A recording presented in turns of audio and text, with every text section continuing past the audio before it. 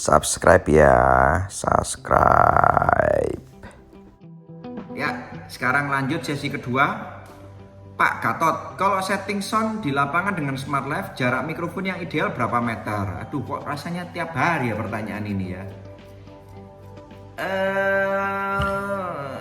Berapa meter itu nggak ada patokannya Pak, gitu loh Pak. Jadi tujuan dari sound system itu adalah di mana-mana, dimanapun posisinya, duduk dimanapun suaranya harus sama.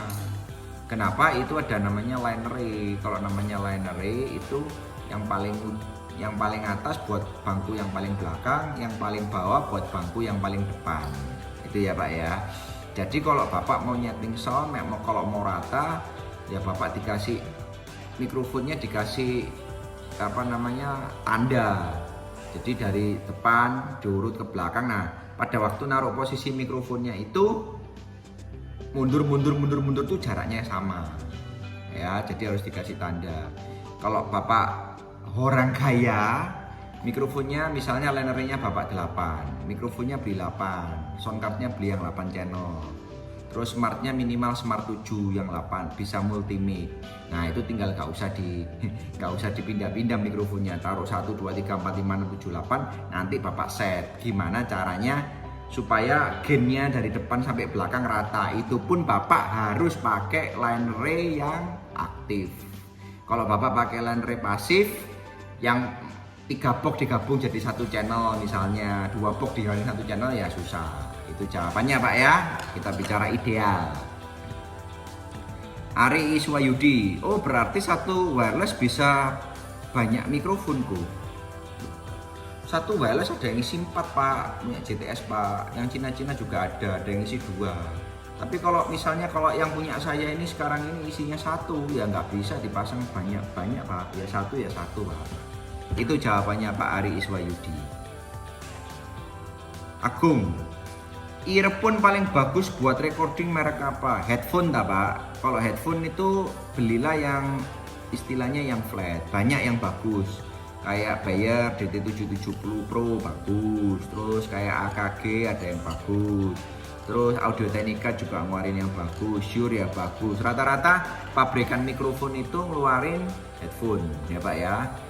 Beli semakin mahal semakin flat, semakin murah semakin ngebas. Terakhir Behringer ngeluarin lumayan. Yang terakhir ada tipenya BH470 tuh lumayan, yang warnanya coklat itu ya. Itu Pak earphone yang bagus Pak. Abdul Kolik, nah mantap bos, nah ini bos gak ngantuk? Iya kemarin ngantuk. Bapak Ferdi Setiawan, tanya kelemahan dan kelebihan box tipe horn loaded dibanding box direct.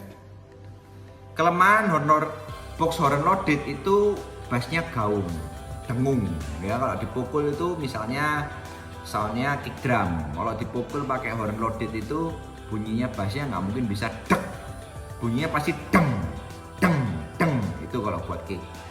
Tapi kalau box horn loaded dipakai buat lagu house musik yang bassnya misalnya dengung-dengung, yang misalnya contoh karakter lagunya seperti dung dung dung dung dung dung dung dung dung, nah itu enak banget.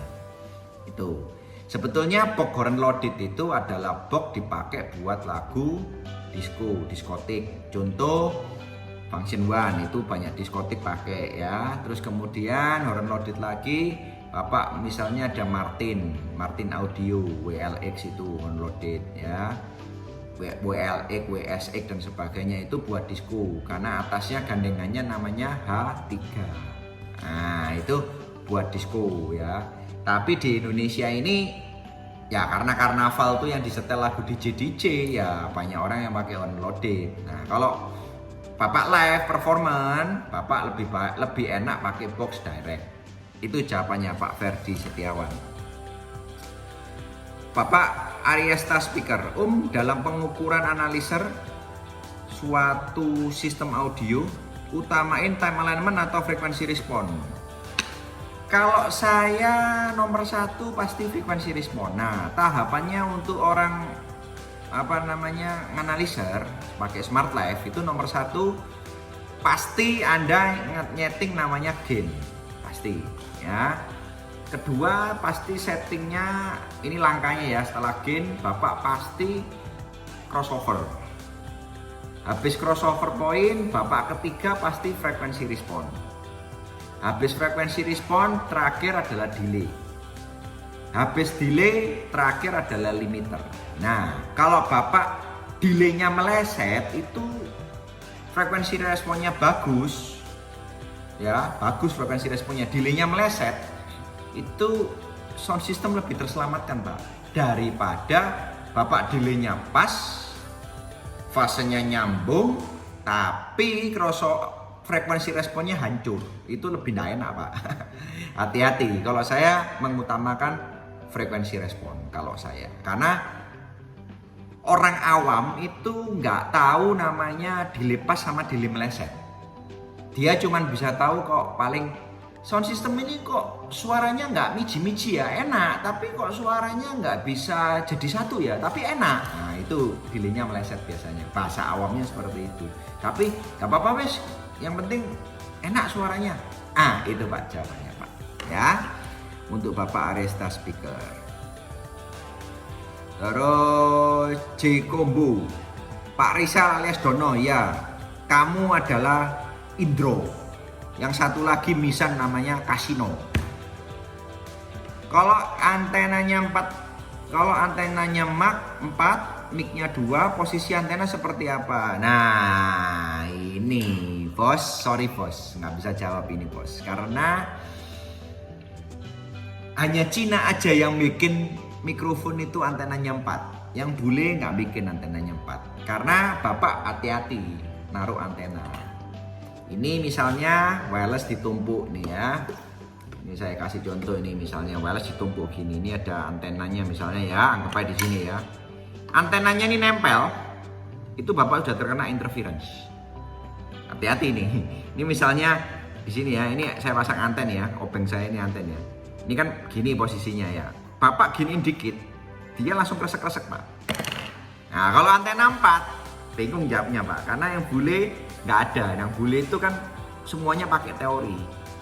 Ya kan, semua dia pasti sudah bisa secara teori dia pikirin, dipraktekin, dia bisa bikin manual booknya. Kalau Cina, Pak, waduh ini 4. Misalnya yang 2 nggak laku keluarin 4 nggak laku keluarin 8. Nah, terus dia mikir sendiri habis itu, Pak. Itu Cina, Pak. Sorry, pertanyaan Bapak nggak bisa saya jawab karena itu secara audio itu kenapa saya bukan nanti barang Cina ya, Pak ya. Saya juga jualan merek SPL dan sebagainya. Bukan nanti sekali lagi. Tapi saya harus mikirin gimana caranya orang ini harus dikasih solusi yang beli, Pak.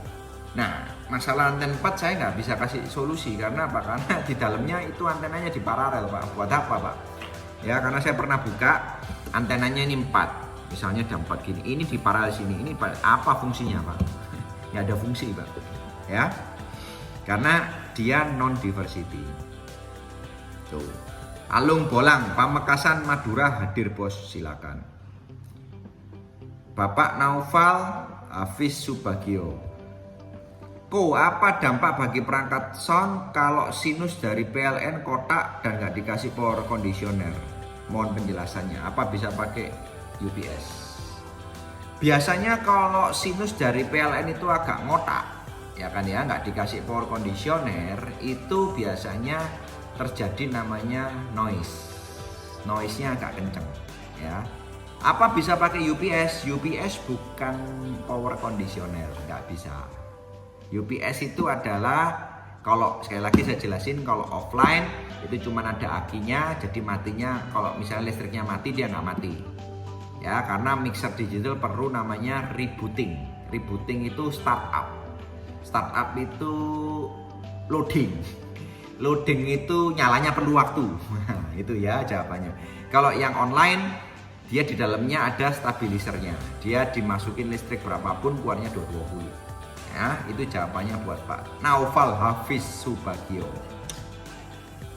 Bapak Andi Saputro is watching. Pak, saya wave ya Pak ya. Terima kasih Pak kalau Bapak bantuin saya jawab masalah kabel yang saya dibully ya. Jadi saya ada temennya Pak.